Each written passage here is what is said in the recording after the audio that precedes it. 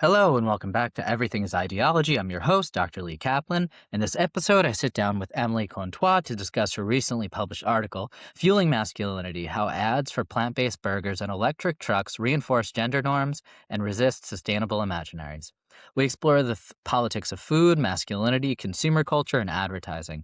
Drawing on her work in food studies, media studies, and public health, Contois examines how everyday objects, from Impossible Burgers to Ford F-150s, become powerful cultural symbols through which ideas about gender, identity, expertise, and citizenship are constructed and contested. Together, we discuss the hidden ideologies embedded in food marketing, the relationship between meat consumption and hegemonic masculinity, the rise of alternative proteins, the gendered history of dieting, and the surprising parallels between the advertising of electric vehicles and plant-based meat. Along the way, we explore concepts such as petromasculinity, food anxiety, carno-nostalgia, and the ways in which advertising simultaneously reflects and shapes our collective visions of the future. If you like what we do here, please subscribe at patreon.com/everythingisideology or give a one-time donation at buymeacoffee.com/everythingisideology. Hello and welcome back. I'm joined today by Emily Contois, who researches media within consumer culture, focusing on how identities are formed at the vital intersection of food, the body, and ideas about health. She's the author of Diners, Dudes, and Diets, great title, How Gender and Power Collide in Food, Media, and Culture, and it was published in 2020, and co-editor of Food Instagram, something many of us deal with and see all day. And the subtitle is Identity, Influence, and Negotiation. A richly interdisciplinary scholar, her academic work has been published in Advertising and Society Quarterly, American Studies, Feminist Media Studies, and Gastronomica, and Fat Studies, among others. She has also written for NBC News, Jezebel, and Nursing Clio.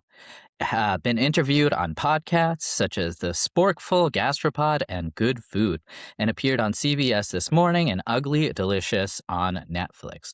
She is Associate Professor of Media Studies at the University of Tulsa, where she also serves as faculty in residence. She holds a PhD and an MA in American Studies from Brown University, an MLA in Gastronomy from Boston University, and an MPH focused in public health nutrition from the University of California, Berkeley. So thanks so much for sitting down and kind of talking about this on our humble show and whatnot. So what you're getting at is something that we all know and feel on a very gestural level. And I say that almost as a pun, the gesture, like, digesting as well. And I think, so why don't we start with this? What is food studies? What are the ways of kind of discussing it and talking about it? And how does it break down? Because, like, even when you're introducing something like a field such as, like, sort of anthropology, there's a million different ways to study it. There's, like, looking at bones. There's looking at talking. There's looking at the development of language. There's looking at the development of the tongue. There's, like, all of these sorts of things. So by food studies, what are you particularly looking at here in this piece and in your overall work? Yeah, so food studies is a relatively young discipline. We come out of the 1980s. It's sort of a discipline only as old as I am. And so I really like the way my friend Ali Alcon sort of describes the field of having three different threads. One focusing on food systems. So those folks would bring in political economy. They could bring in something like agrarian sociology. They could be thinking about systems and all the players and steps within it in a lot of robust different ways. Then there's also the really important thread of food justice, thinking about how food is accessible or not in equitable and equitable ways all throughout our global, very complicated food system. And then there are those of us who do sort of like food and culture. So that's a little bit more where I reside, thinking about things like media representations, thinking about daily life, thinking about the everyday sort of experience with food. So there are definitely, a moment in the field where there are lots of kind of boring, single commodity histories, and that's how people we're bringing about sort of studies of food. But I think the most interesting way to think about food studies is like you get to use food as a lens for these other complicated processes that you're interested in, and that food opens it up. And so when you think about it from a pedagogical perspective, food is so incredible to teach with because we all have to eat, we all have experience with it, we all have big opinions that bring people to it in a really exciting way. Food brings in lots of different audiences to academic work as well. So it's a fun field. And so for me, you listed off my whole, biography. And so I've, come at it from sort of the medical public health side of how do we think about what people eat and how do we create truly healthy, equitable food environments for everybody. I've studied it from this gastronomic, food history, food culture, food media side. And then American studies meant that I got to situate all of that within American cultural history, within the history of medicine and public health, within women's gender and sexuality studies, and then within media and consumer culture. So it's already a richly interdisciplinary field. And then my own training has definitely leaned into making it as complicated interdisciplinary as possible. That's great. And there's something about food that makes it automatically inherently interdisciplinary because when you're thinking about food, you always already have to think about who's eating it, who's consuming it, where is it coming from, the history, the time period, et cetera, et cetera. So many people get into thinking about sort of like food and indigenous histories and all of these different sorts of things as well.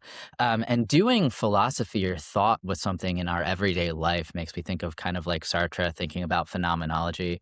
He Yeah, like picked up absolutely. exactly. He like picked up like a glass of whatever crazy drink he was drinking and said, this is phenomenology. We could do philosophy with this, looking at this, the experience of it, et cetera, et cetera. Um, Absolutely. One of my PhD students just defended an incredible dissertation on the politics of the ordinary in the American supermarket. So, absolutely, food gives us really smart ways into a lot of these classical disciplines as well. Yeah, of course. And there's so many aspects of it in which it works so usefully, as you mentioned, as a pedagogical tool, in which it brings students in. There's something connected to memory, there's something connected to place, there's something connected to sort of consumption. And within all of this, you said the politics of the ordinary. Well, the ordinary is where much of the ideology sort of lies.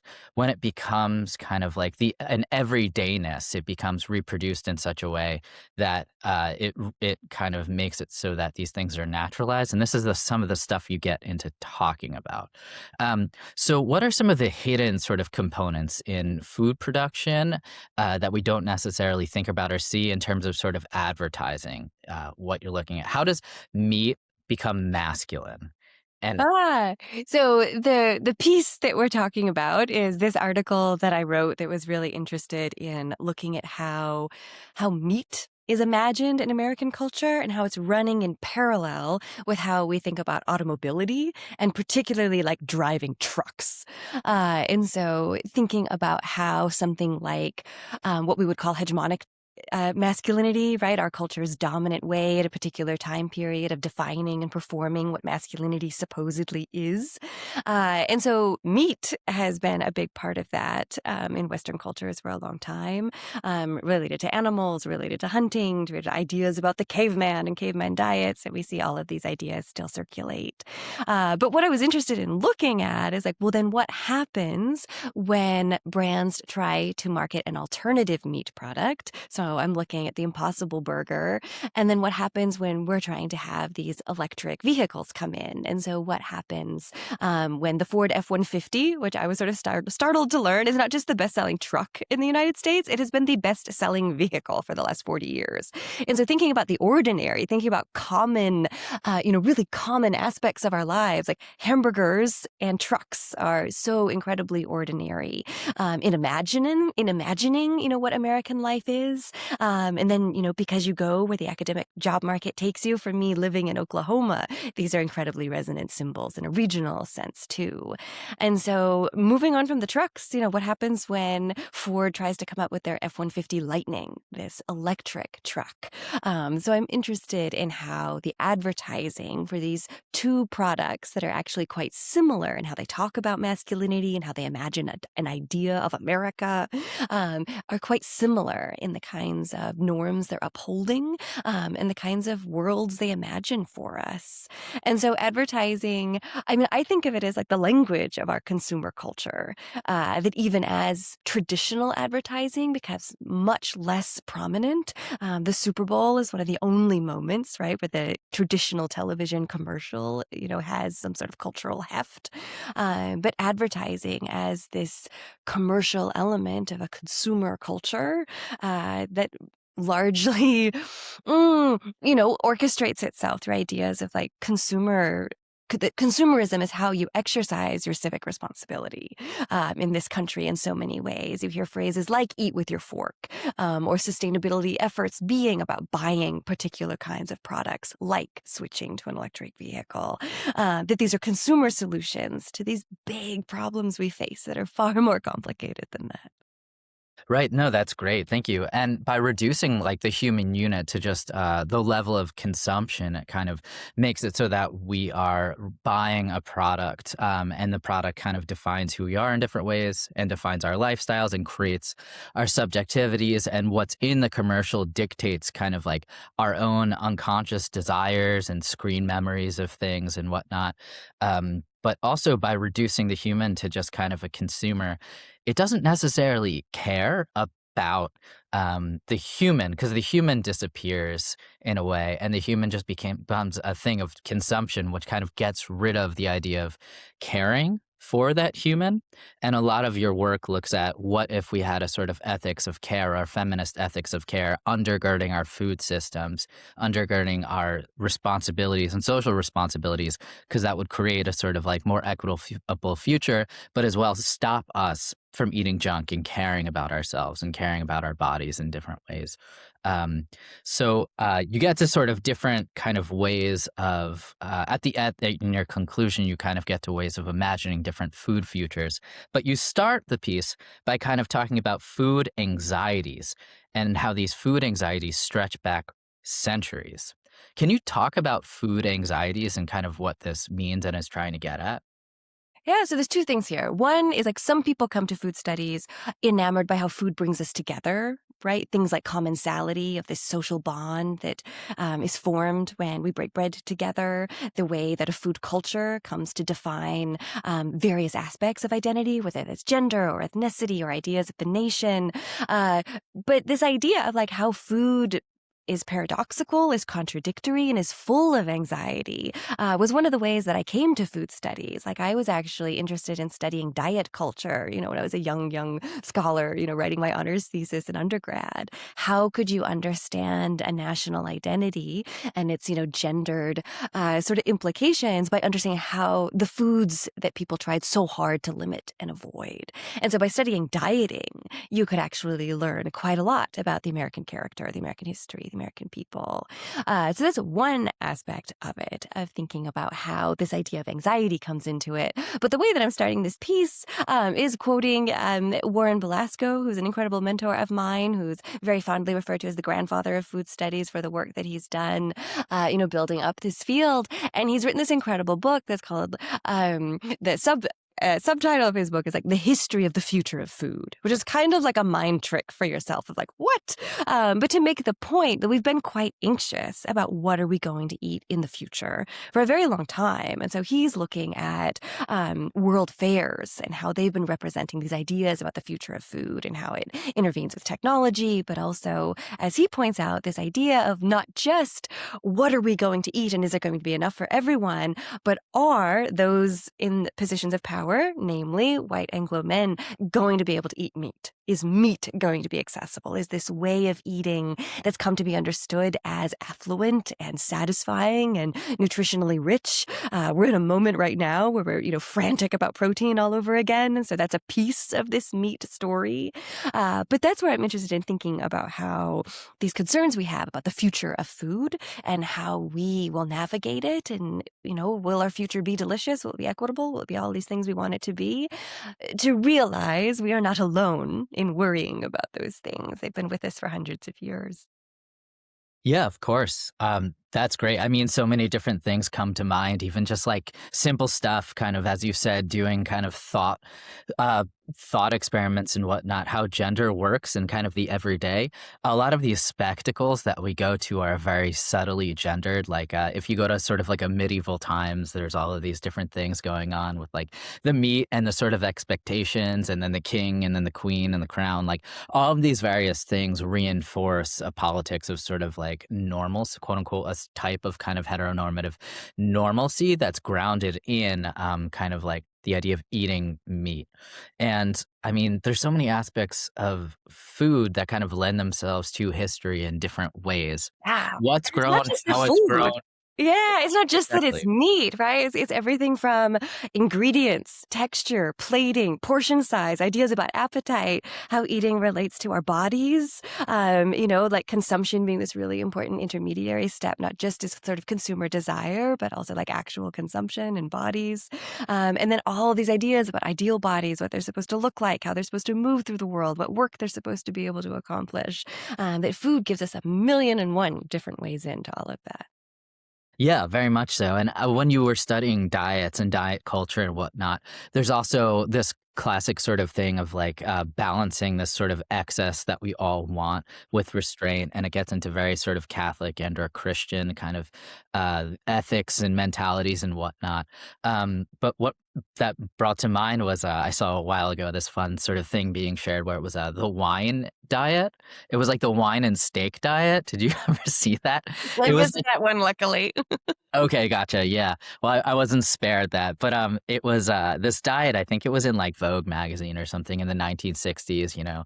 One of these sort of classic, kind of you should be this way or you should be fit or kind of like you should be this way for your husband, et cetera, et cetera. But the diet was, as you could tell, it was like eating. It was like consuming a certain amount of wine, a certain amount of eggs, and a certain amount of steak, and you had to like and the people tried it. I saw this whole like Reddit thread of people trying like the wine and steak diet, and everyone was like, "I'm hungover. I feel horrible." Like, but this was a very big thing and big enough to be in Vogue magazine. And it's kind of funny the ways in which this kind of happens because over time, it's obviously ridiculous. It's silly. It's nonsensical. You're not going to feel great, but it's weird because in this way, it counteracts and it's a sort of subversive kind of diet in a weird way just because it has steak and meat consumption within the diet, and that doesn't seem to be kind of like the dainty like sort of feminine eating practice where you go to a restaurant and like you're on a date and like you get the salad or whatever it is. Like, so I thought it was really interesting that this specifically included steak as part of it. But I guess it was counteracted by like the femininity of the wine or something like this. But this is all to say, how does food become gendered?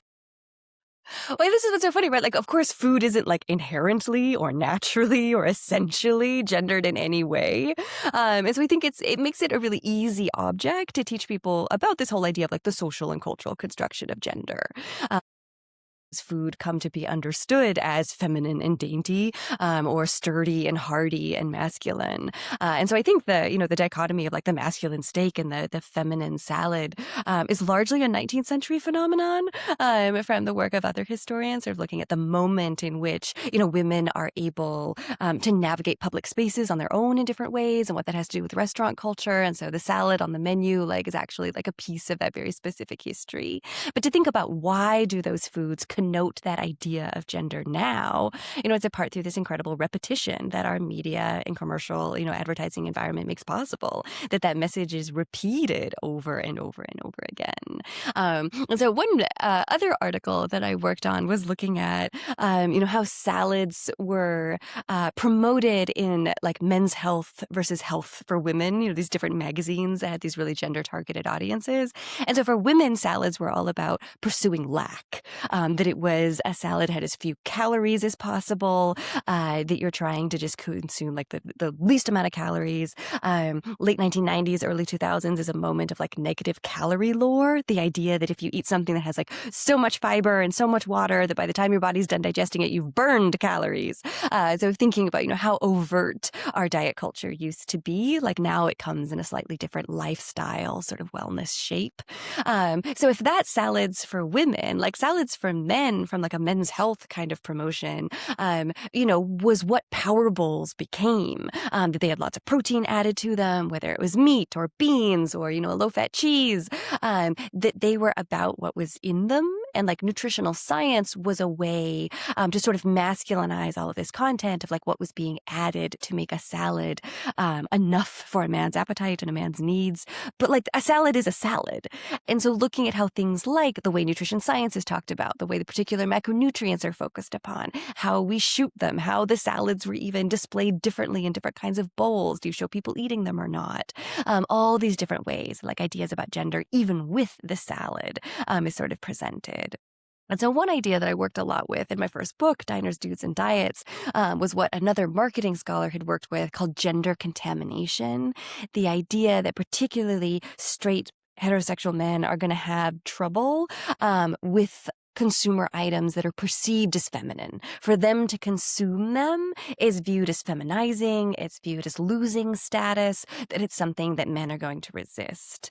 And so there are these many moments where when a feminized kind of food product, so in my book, I'm looking at things like Weight Watchers, I'm looking at yogurts, I'm looking at diet sodas, cookbooks, food television, right? Like all these different food phenomena being marketed to men, that part of how they do it is have to navigate this idea of masculinity, being decreased or impinged upon by having to engage in these sort of feminine practices. So that's another way where this gets even more complicated. It's not just repeating these ideas of feminine or supposedly masculine norms, but being able to navigate the idea of it being sort of at risk. And so with masculinity in the ideas of, whether it's fragile or always in crisis, there's lots of different ways we can talk about masculinity that way.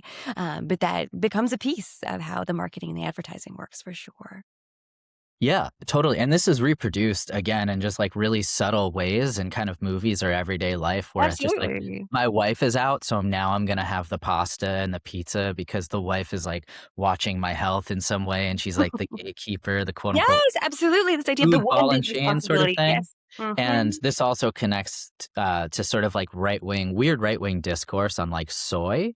And instead of looking at like actual sort of issues and systemic issues that are creating the conditions for like a deprived living situation, they're like blaming it on like sort of gendering food items like soy and creating like a boogeyman target sort of thing.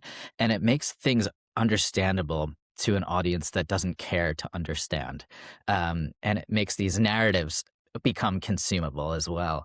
And consuming seems to be very much like a food studies trope, but you also see it in imperial discourse. So who has food, what is eaten, what is consumed.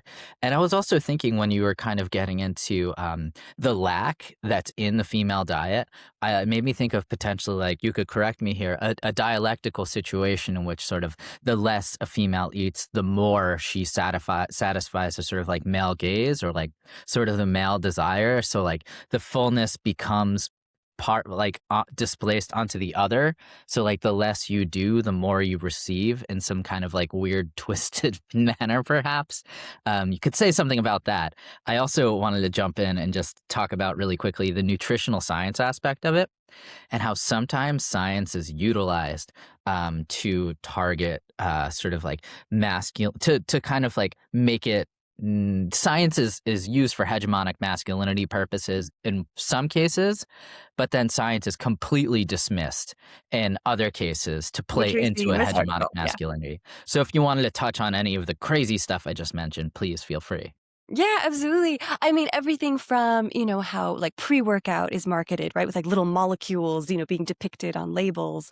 Like this idea of capital S science having this masculine power as different products are marketed to men, particularly things that might be read as kind of diet culture-y, but then can be, resignified really as these sort of masculine wellness sort of ambitions. But I think the way science actually comes up in the article that we're talking about is like climate science and how it relates to sort of these different nutritional aspects that science is really pushed to the side and sort of made fun of and downplayed. I think one of the Impossible Burger ads that I analyze, literally has, language in it to the effect of, well, do we really care what those nerds think, about, climate crisis or greenhouse gases or whatever? And then a beat later, it's like, yes, we do, right? And then it gives you, a little bit of the pitch of how Impossible Burger is is promoting or is contributing, right, to a slightly more sustainable food environment. But there's a way of like dismissing it, making light of it, using humor so that it's not so serious, not so heavy, is an interesting way that science and expertise more broadly is sort of being downplayed in these ads. And so that role of expertise is definitely something we see being manipulated and downplayed, particularly throughout our social media environment.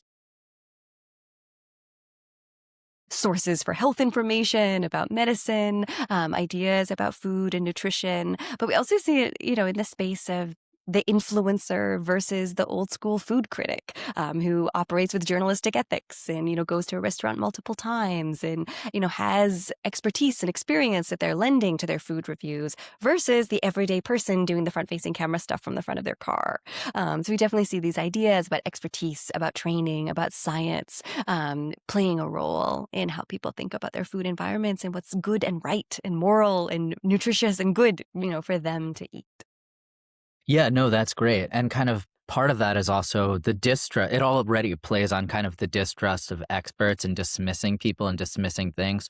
So that's kind of part of this like underlying cynicism that these kind of commercials play in different ways. They don't change the role and the ways in which we consume, but rather they continue consumption with adding another element of that consumption where the plant becomes another meat. And I thought this is a really interesting and sort of profound idea and take. So I was hoping you'd say something about kind of the problem of posing the plant as another form of meat. But also it does some good work as well, but it also just simply reproduces the logics of kind of climate destruction by marketing it as such. No, exactly. So if we accept the scientific finding that what we eat contributes to greenhouse gas emissions and to our overall situation with climate crisis, the necessary changes that we would have to do to alter what we eat is a recommendation mostly to eat less meat, given the resources involved, that to be able to grow them, to transport them, on and on. Like meat is much more of a contributor than beans or even, eggs, something that still comes from an animal but isn't meat.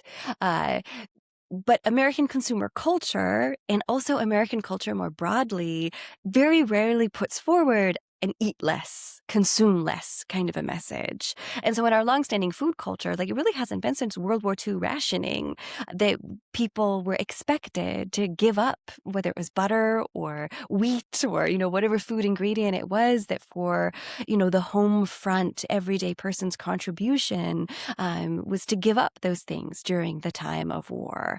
But it was always also with this promise that there was going to be this consumer bonanza, right, when the war was over, and that we were going to be able to consume so much. And so as we think about what actually happens with the rise of suburbs and how that way of life is made available, particularly to white families, the way we remember that post-war moment is very much this consumer bonanza of, consuming a ton and having that come to define an idea of what America was, and an America that's ascendant, throughout sort of the 20th century.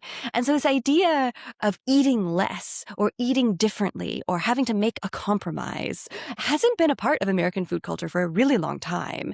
And so for there to be this need that if we're going to influence climate change on an individual consumer basis, changing what you eat is one way to actually get about that.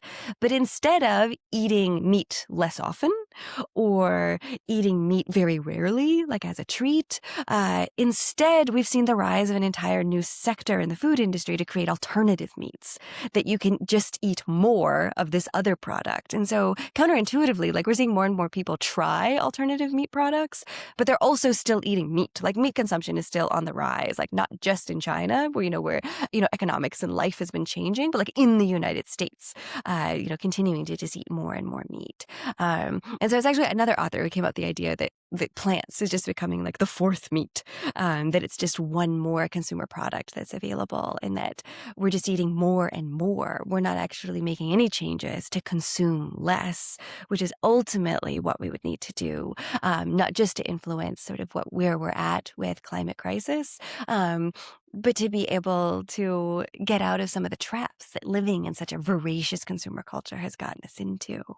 But that's very hard for advertising to market, right? Like I think the part of my thinking with this piece came out of this really cool conference I got to go to that was specifically about like green advertising and sustainability and the role of the advertising industry in these issues. And so they love to point to Patagonia, which has a pretty good track record of making quality products that last a long time. These issues of like planned obsolescence are less of a problem. And they have this very famous ad of like, don't buy this jacket. Like it's literally an anti-consumption ad.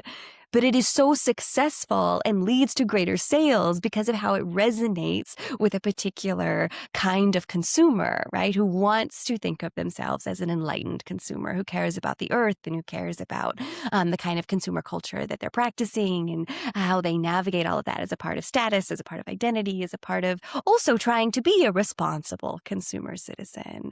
And so I do find that tension just ongoingly very, very fascinating, of this desire to consume and constrain that animates these ideas that are particularly about diet culture, but also this broader, not just metaphor, but like actual practice and way of life for living in an American consumer culture. And so this question of like alternative meat products navigates through this in a really interesting way.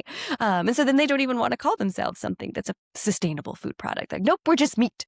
In part because men have been shown, right, to be more resistant to these sustainable behaviors, whether it's using less water in the shower, driving a fuel-efficient vehicle, things like, wearing a mask during the pandemic, getting vaccines, all of these things. We have lower rates of men ascribing to whether they're health behaviors or environmental, eco-conscious behaviors, that these norms about what masculinity is, about what a real man is and does and acts, that green behaviors are up against a big challenge of like how American culture imagines men and encourages them to act.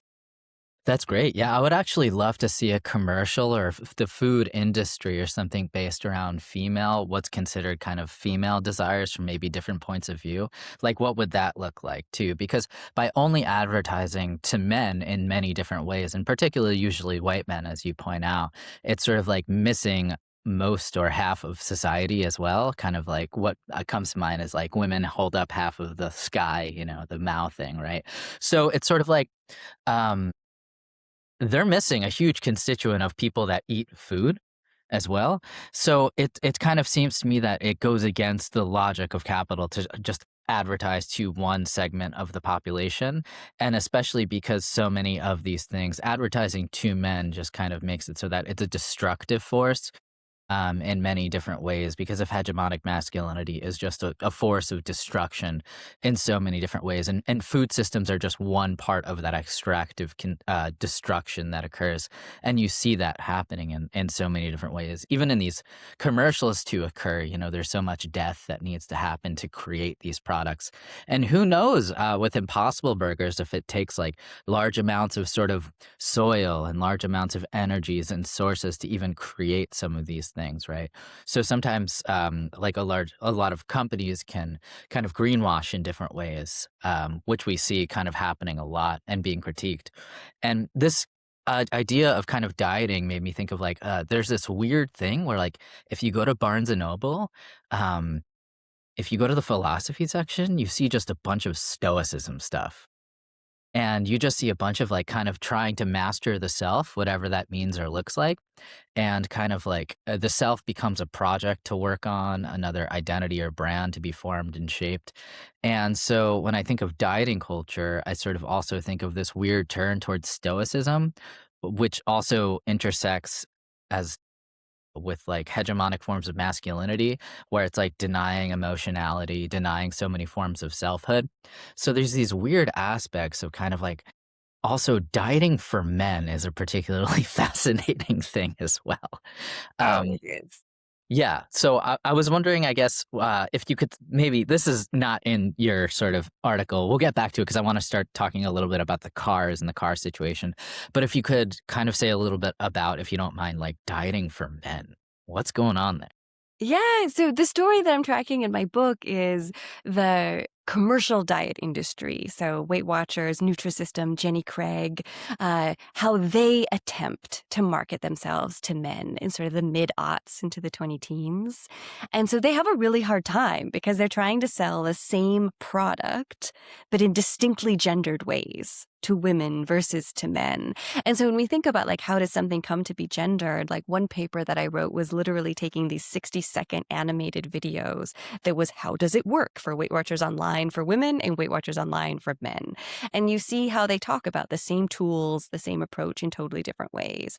And part of it is that for men, you're just going to track what you eat and the weight's going to come off. You don't have to change what you eat. You don't have to actually embody that body discipline or that dietary restraint. Your masculine appetite is still going to be satisfied, that you're going to eat real food and you're going to feel great and the weight is just going to fall off and you're going to run half marathons and men are going to respect you and like everything is going to be great. Well, for women, it's this much more traditional story of self-transformation, of adhering to, particular dietary rules, of eating things, that have less calories, that are healthy, of cooking, of doing lots of thinking work when you're in the grocery store, that was very, very gendered in every possible way as they tried to market it. And so, of course, these programs aren't particularly popular with men. They don't make lots and lots of inroads. But what's been fascinating is looking at how men's wellness, particularly within this social media space, has been able to codify essentially the diet culture that women have been navigating for, decades, like very, very similarly. But it's packaged in these terms that are then appropriately masculine. So whether we're talking about macros instead of talking about a diet plan, it's very often couched in the terms of fitness, that is about building muscle, about working out. It's not about losing weight, right? It's always about losing fat, which is very different. The language and sort of the philosophy behind like what's actually being changed, what are you embarking upon, and this idea of control, right? Control of the self, control of appetite, control of results, that definitely plays out within diet culture for both men and women, but has different ramifications when we think about the demands and expectations of hegemonic masculinity.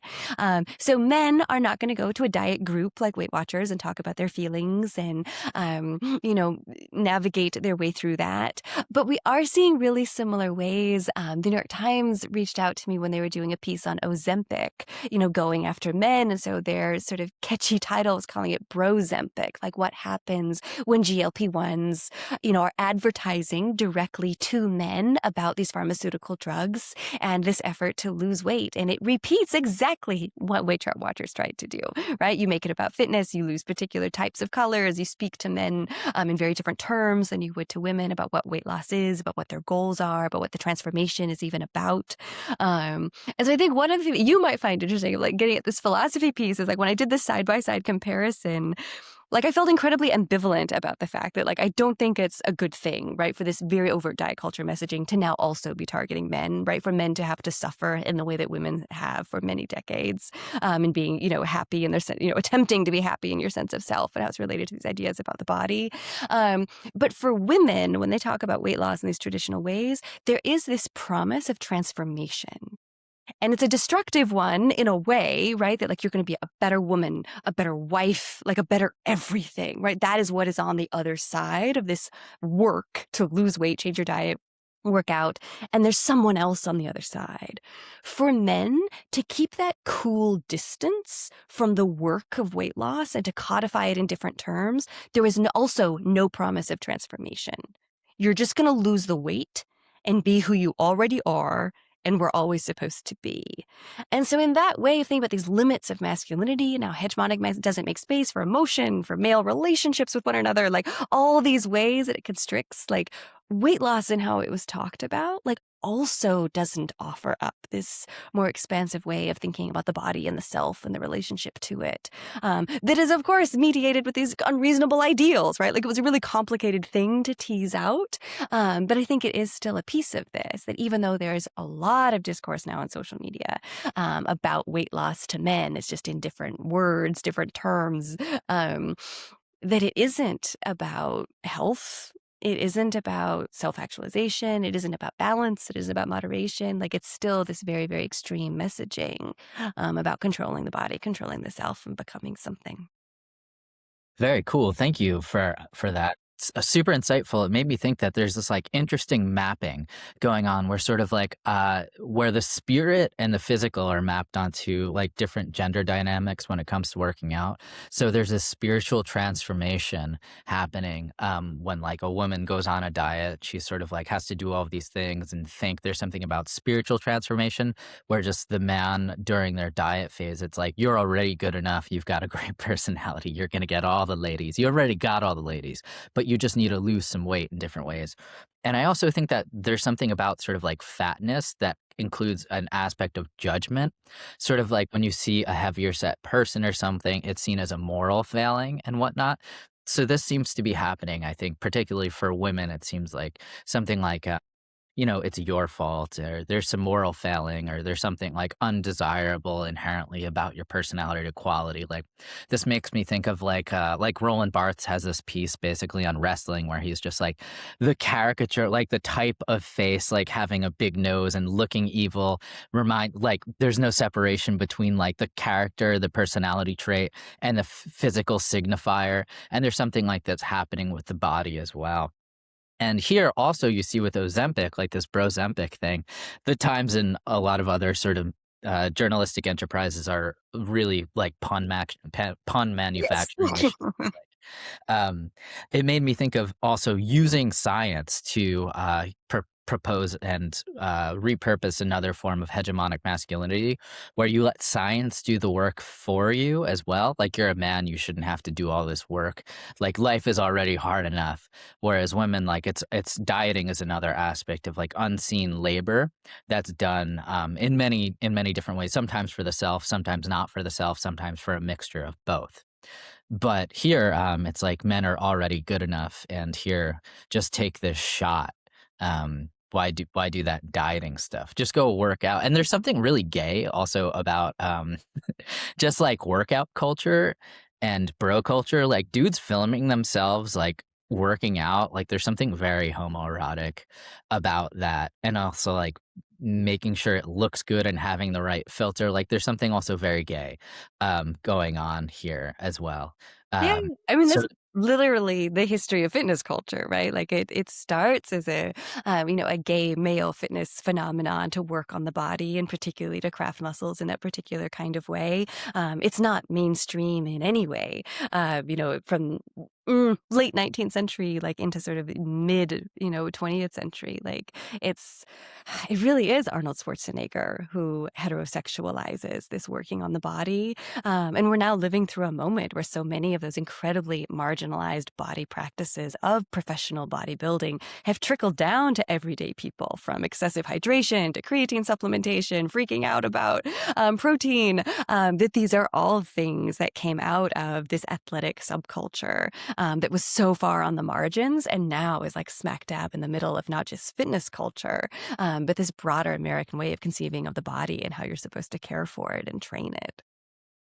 totally. I mean, you see that directly too happening with like sort of peak head Seth being like, no one in the military should be fat, whatever that means. Meanwhile, like everyone's having Diet Cokes and inviting football teams and eating Big Macs and all of these other things. And Big Macs sort of come to represent this idea of a particular form of America, getting it quickly, quote unquote, so-called ingenuity, all of these things. So you see this happening very directly on the level of kind of overt politics too. Um, but I was hoping that we could also transition into how this works in the car industry as well. And get into some of the commercials and kind of also there's moments in the piece where you have meat and trucks overlap as well. And there's something about kind of the family structure.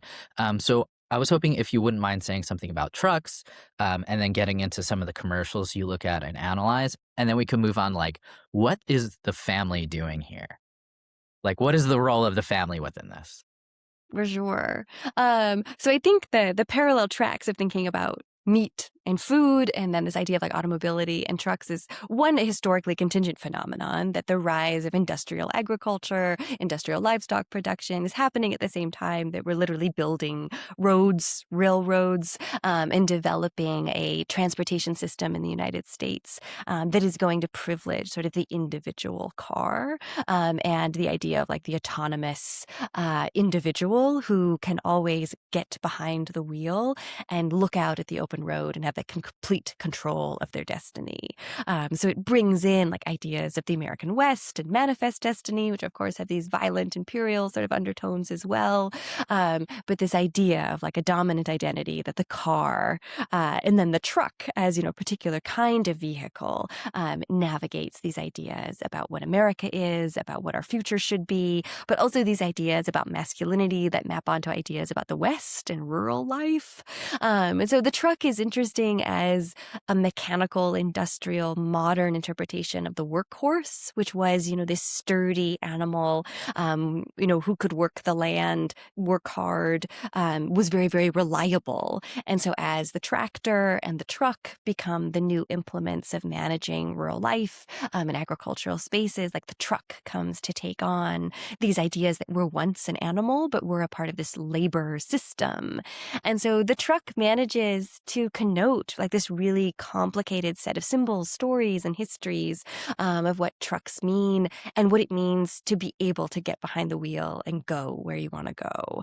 And so I was inspired by a couple of different scholars and how they were thinking about how different kinds of masculinities are represented in advertising for cars, sometimes for trucks, but for all kinds of vehicles.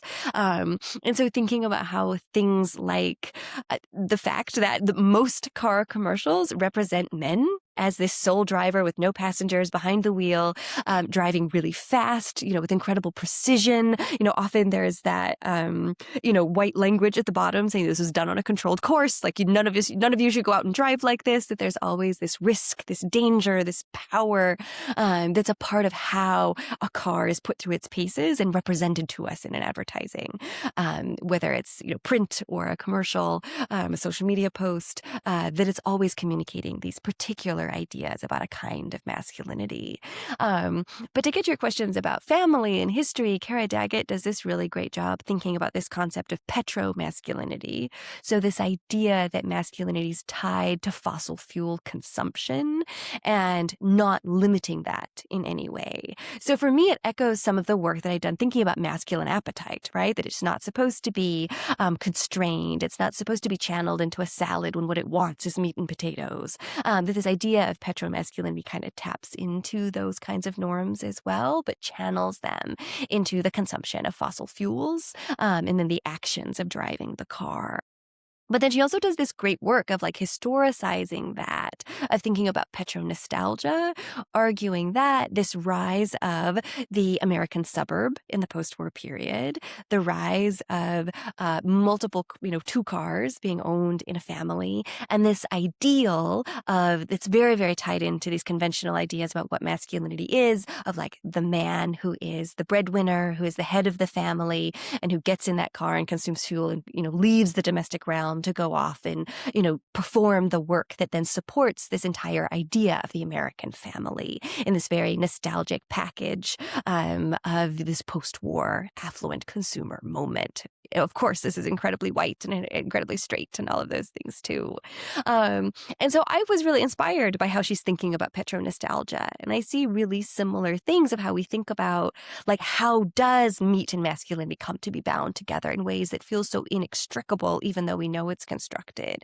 And so there are also these post-war moments where very binary gender norms, you know, come to be bound to ideas about the home, thinking about the American kitchen, all of the appliances within it, the cookbooks, all the fashion culture that comes out. If you think of like Leave It to Beaver, right? And sort of the mom with the pearls and the apron, like when people think about a model of like what is femininity, that's often what some people imagine in their mind. And so this carno-nostalgia lies over and is, you know, wedded into these very similar norms around family, around the home, and around cars, and how it makes the suburb and its relationship to urban environments, to the rural environment, experiment, that by thinking about cars and meat together, it was able to sort of bring concepts from one sort of area of cultural studies and apply them to another and think about what are the connections across these various spaces. And then how does that get manipulated when you're trying to instead market an alternative, meat product and say, this is still meat, it's an animal, it's not a plant, and that this truck, right, is still powerful and about strength. It's about the cowboy, it's about the West, it's about everything that it has, symbolized and spoken to for so long that like none of that has to go away. We're just going to change it and make it a different fuel source. Yeah, no, that's great, and it continues the same logics of overproduction and Hmm. destruction in many, many different ways, right? But it was interesting when I read the idea of the kind of workhorse you're getting at. I thought of it as a kind of specter of slavery in different ways, like the workhorse being like another version of the slave, a new version, and the workhorse is something that we don't think about. It conditions the existence for physical labor, and it's the thing that's created upon and with, and it's the unspoken kind of thing that conditions the America, like our area, our in North America specifically. Um, and I was thinking like one of the original sort of lots of the foundational moments of getting the land and whatnot was destroying a lot of the meat surplus and the meat products and whatnot, specifically in the form of buffalo. Um, so by killing and getting rid of buffaloes, it actually severed ties to the land, to different indigenous practices and whatnot in many different areas of what would now be America. So there's also this idea of getting rid of and shooting and eating and mastery over not just the land and animal, but also over other sort of indigenous cultures and whatnot as well. So if you want to get rid of a population, you cut it off at the food source as well. And then by consuming that, you're kind of also showing mastery over that other culture as well. Like you're taking their thing that sustains them to sustain yourself now, which is kind of like a food genocide in many different ways. That's kind of happening. So there's this that those were really excellent hermeneutical tools for kind of thinking through the logics of what's happening here. And you coined that term, so it's always great to kind of like shout out the thing that you coined. It's super helpful, really cool. But there's this other thing at work within these commercials that you point out, and that's I think you called it gay. Well, you or someone It's a called different it concept. gay Yeah, window gay dressing. window dressing. It's sort of, ugh, I don't think this is a practice like is actually done as sort of representations of sexuality anymore. It was sort of like in the 80s and 90s, particularly with fashion brands. And so it was the idea that you could represent people in advertising for products that looked androgynous, so they could be read by different audiences as either straight or gay. So it was a way for a brand to speak to multiple audiences, but without taking any sort of a political stance around inclusion or representation or anything like that. It was just a way to speak to more audiences at the same time. And so it was actually a colleague who read a draft of this paper, and she's like, I wonder if you could apply that in thinking about how these brands are attempting to talk about, or like as they're marketing these quote unquote sustainable products, but they're not marking them that way, right? They're not making a specific ad for Pride Month that's the rainbow and is at least making some sort of a representational commitment to the LGBTQ plus community. In this way, these brands aren't taking a stand to say something loud and proud about eco-consciousness, but they are representing it in a way that you can read a bit of both. So it's a way that these brands can appeal to different political persuasions when it comes to their consumers, without offending one or the other, that they can not take any political stand, but be putting forth a message that could be read in both ways by these different audiences. So it's very weak sauce, right? Of like a way to sort of approach this. But it's like very real because like gay window dressing did nothing. Rainbow washing was something like many of us, right, we're very, very critical of. But we're now in a moment where there are hardly any brands who will say anything overt about the LGBTQ plus community, right? Like we just started Pride Month. Like there will be very few brand activations anymore. We're in a very different space. And so it's not to say that actually like did anything huge to change, the actual lives of people, but it was something, right? It wasn't enough. It wasn't, but it was something. And so it's like, oh, so this is similar, right? Like we're not even talking about sustainability. We're not even talking about inclusion. It's just, it's gone now. So it's part of what I see in these ads, that there is no stance. There is no loud message. There is no inspiring representation of what a future could look like that is sustainable, that gets us out of what's become this default of imagining life, that it involves meat and it involves cars.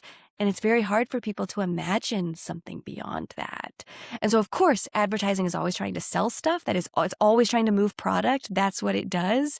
But it could also at least imagine for us. It could represent what it could be like. That could plant some seeds as people imagine like what this could be and how we could live differently. But they're not even doing that. Yeah, it's interesting because a lot of neoliberal sort of like logics makes it so that what has already sold will sell again. So why redo it, right? It's the whole like we have a million different, I don't know, let's say what movie do we have a million? We have a million Shreks, right? We can't imagine a world in which there's no Shrek or something, much in the same way it's easier to imagine the end of the world than it is to imagine the end of capitalism or something. It's like that sort of thing that's happening.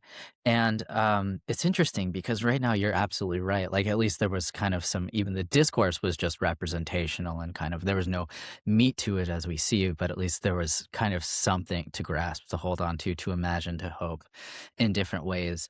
Um, so can you talk a little bit about the ways in which kind of the electric truck was being sold? Um, and also, there was this other aspect of your piece where you kind of talk about the circumstances surrounding the context of where it was advertised and how. So there's like different advertisements for different sectors of the population as well. Like this is very clear when it comes to sort of politically engaged marketing. Like certain politicians would say certain things depending on like where they're running advertisements or something. So the food industry obviously uses a lot of these same logistical tools to kind of come up with how to market stuff in different ways to different populations. So they're not going to make that like nerd joke in other contexts or something like this, right? So yeah, if you wouldn't mind saying something about sort of like where these things were advertised and also how. Yeah, so I took a very traditional approach of like analyzing things that were these classic sort of 30-second, 60-second ads, that classic sort of TV commercial length that lends itself to storytelling, which is part of what these brands had to do when they were new. They're trying to explain what they are to consumers, particularly skeptical ones, and then try, right, to imagine and present something that they'll want to be a part of.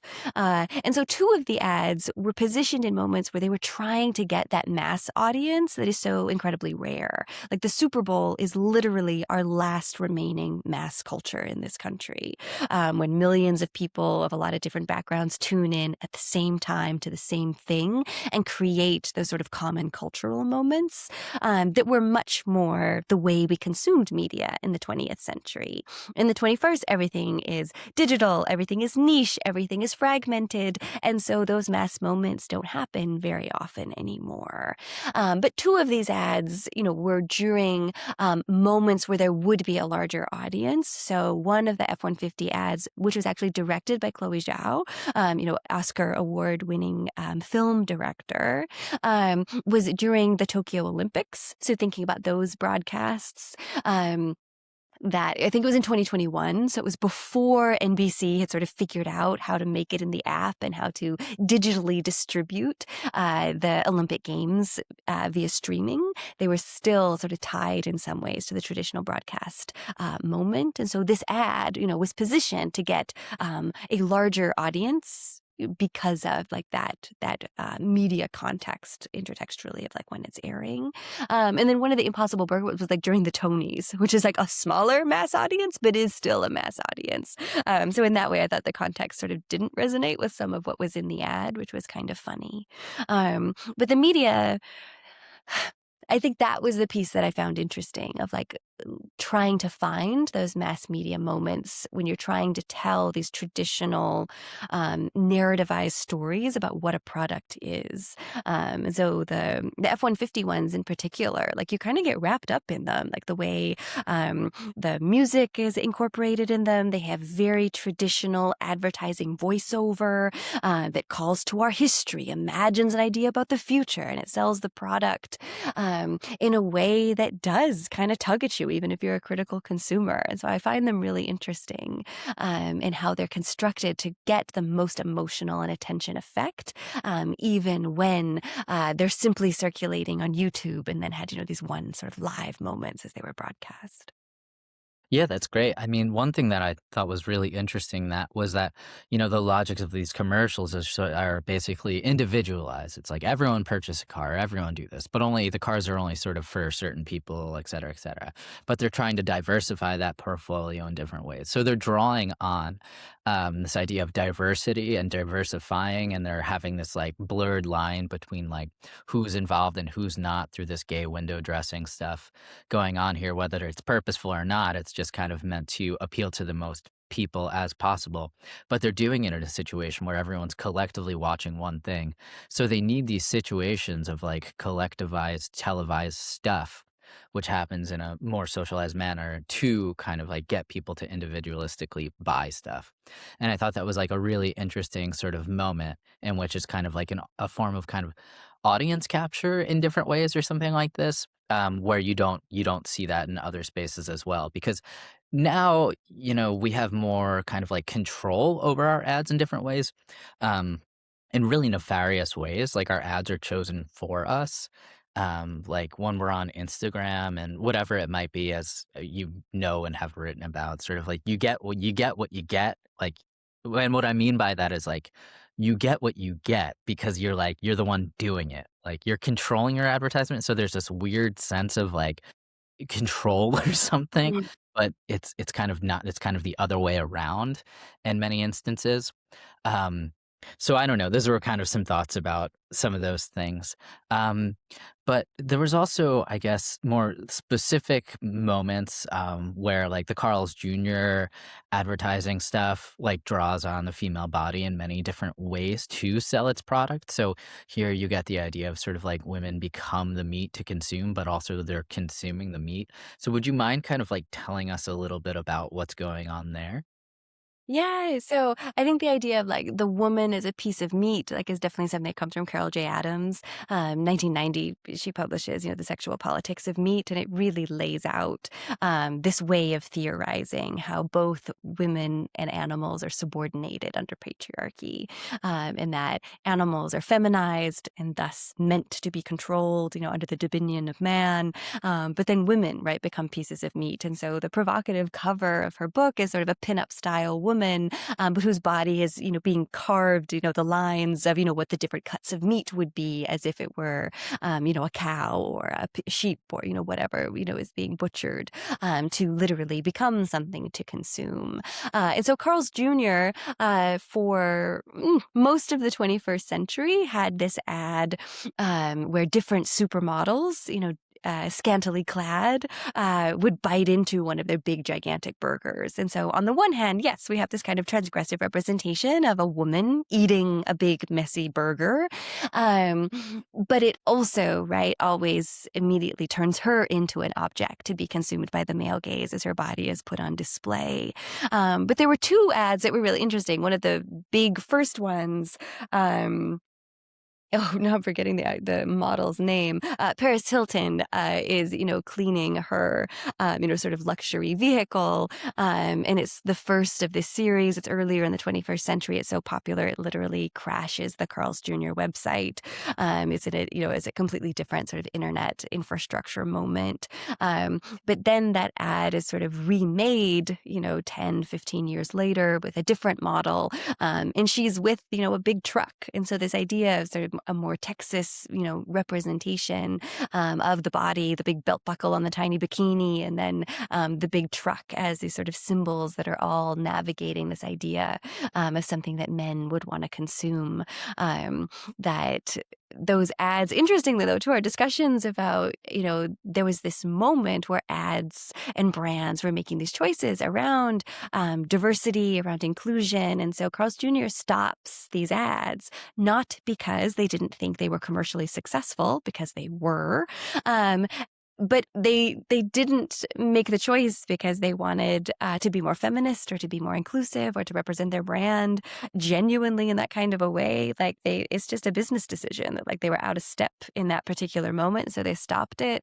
And so once we get a second Trump presidency, those ads literally come back. So thinking about the broader contextual political environment that's setting gender norms and these expectations, they play out in our commercial environment of when brands take a stand, of when brands feel free to have misogynistic content again like this, that it's all a part of this package as well. And so these Carl's Jr. ads were a way to think again through the meaning making of meat, of burgers, of women's bodies, of animals, and then also how automobiles and trucks come in as these symbols that commingle within those advertising spaces.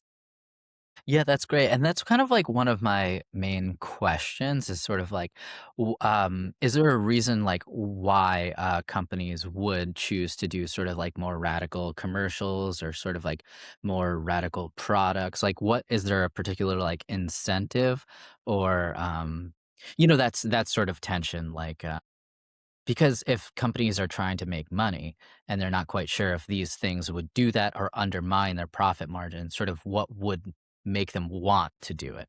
Like, is there a sort of incentive, or not, or that sort of thing? Yeah, so I think there's two things here. Like one is the pragmatic, like the fact that advertising is the industry that is the most direct handmaiden of capitalism, right? Like its job is to move product. It's always selling. Like that is what advertising does.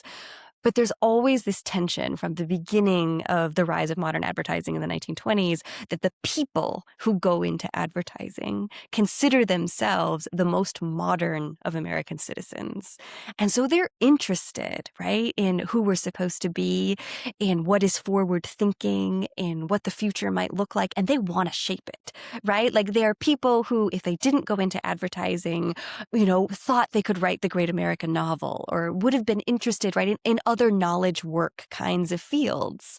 And so the moments that I've gotten to work directly with people working in the advertising industry or students who have been able to place into that industry, like they really do take these questions seriously. Like when you think about the skills of like a PhD researcher, if you can't get an academic job, like actually landing in an advertising agency where you get to do focus groups and interviews, to be able to surveil like what's going on in social media, what's going on in the news, and to bring all that context together to lend information of like how should we go about these campaigns. Like advertisers would say that they're always trying to push the envelope. They are the ones who care about these larger questions about what the world should be like, not just moving product, but that their job is to partner with a brand and a company, and that they're the ones who won't take the risk. They're the ones who are concerned with their bottom line, that the advertising agency is this interesting middle part of it where they do think they're creative, where they do think they have a politics that matter. And so I think that's why it was really interesting in thinking about our moment post George Floyd, where there was some political movement, but there was also so much advertising and commercial representation, right? So many brands made ads in those moments, trying to stand for something. But to your question, they did it at a moment where there was a fair amount of research that consumers, particularly younger ones, cared that brands had values and that they stood up for them. And it seems like that expectation is declining or less important or is too polarizing, right? That the views of what is values is too divergent for a brand to go one way or the other. You lose a segment of your potential consumer base by going one way or the other. So that's where we go back to something that doesn't have anything to do with politics or values. You're just making ads and products, or this subtle gay window dressing where it's like, how can we kind of message to both extremes and then still hit the middle, which is creatively a quite dissatisfying thing to work on. But I think is where a lot of brands find themselves as they're trying to navigate the moment that we're in now. but it's very, very different. 2020 to 2024, when I was teaching advertising, we had totally different ads to look at with my students. It's a completely different landscape when we look now of like, what are the messages? What are the stances? What are the politics being represented? It's very different than it was. It's very quiet now. Yeah, no, that's a great point. Thinking about the different kind of like social factions at play in creating these advertisements and who's doing it and why they're doing it, when they're doing it. Um, AI is also going to be part of this discussion, I'd Ugh. imagine, and probably already is. I don't know the Yes. field that Yes. well, but pretty soon, you're going to have the company is just there's no middleman. It's just simply like AI or whatever that might look like. Who knows really? Um, but it kind of this idea, reminds me of, like, the different whims of the political moment is, like, the BMW going from, like, Nazi to sort of gay to sort of, like, nothingness or whatever it might be. So there's definitely these tensions going on here because they're just trying to exist in many different ways, right? Like, I know during sort of it's June, so, like, during sort of gay pride, you're gonna get, like, some companies in their different online spaces for different countries are going to get rid of their gay flag stuff, right? LGBTQ flag, and other countries are going to have it, right? So it becomes a mandatory sort of thing. So these are something that I guess all these companies navigate in different kind of ways, based on so many different complicated factors. But it is pretty wild to think about the different advertising that occurred. Uh, that's really fascinating. But, before I let you go, is there anything you feel like we need to cover that we didn't cover? Any kind of remaining things you wanna say? I think just the idea that our consumer culture is such a profound part of our everyday, of our common experience, of the things that we sometimes don't question. But these are just like the richest of texts, from ads to the packaging on the food that we eat, every single element of it, has something to say and is worth analyzing. And so that's why I spent so much time, like, not just trying to think about meat and then the alternative meat that comes after it, but thinking about it in this, parallel comparison of thinking about this world of trucks and cars and automobility and these dreams of like who we want to be, who this country wants to be, who we individually want to be. Um, and the fact that we're in a difficult moment, right? Like it's a wild time, like quite literally. And so consumer culture has been, whether it's, the balm of the masses or it's escapism or being able to afford something feels like the sacrifices are worth it. Like it's an interesting space to be able to navigate and follow and try and understand these things. And so I think that's why I was so interested in the ambivalence of what stories could advertising tell? What futures could it imagine? And of course, that wouldn't change everything, but it would make the image of it exist in a world that it currently doesn't. And so I'm just disappointed that advertisers are becoming so very risk adverse and not telling these stories. Because yes, it's a field dominated by data analytics and very much about moving product and all of this niche target marketing that we've been talking about that's quite different. But it also tells stories. It's also creative culture. It's also where some really interesting people like try to put their brains and their minds to work. And so even as advertising, sort of fades in some ways, I believe sort of the idea that when everything becomes an ad, when everything is promotional. So we might not have traditional TV commercials anymore, but almost everything in our culture is an ad. And if it is the language of our consumer culture, which has become the dominant discourse of who we are and what we're becoming, it's the space where we figure out how all this is happening and how we might ever get somewhere different. Yeah, that's great. I mean, it's very much the sort of society of spectacle where everything is a consumable advertisement to then reproduce. So that's great. Thank you so much for stating all of those things. It was a pleasure getting to talk to you, and it was really fun reading your article. And if you want to say anything about future upcoming work, that would be great. And I hope we stay in touch. No, I'd love it. Anyone who wants to, emilycontois.com is where I share a lot of my work. And Instagram, as a mess of it is, like that's where I am as well. So for little bits of the research, the podcasts I'm on, the media mentions, like would love to connect with people there. All right, great. Thank you so much. And we'll be in touch. Sounds good. So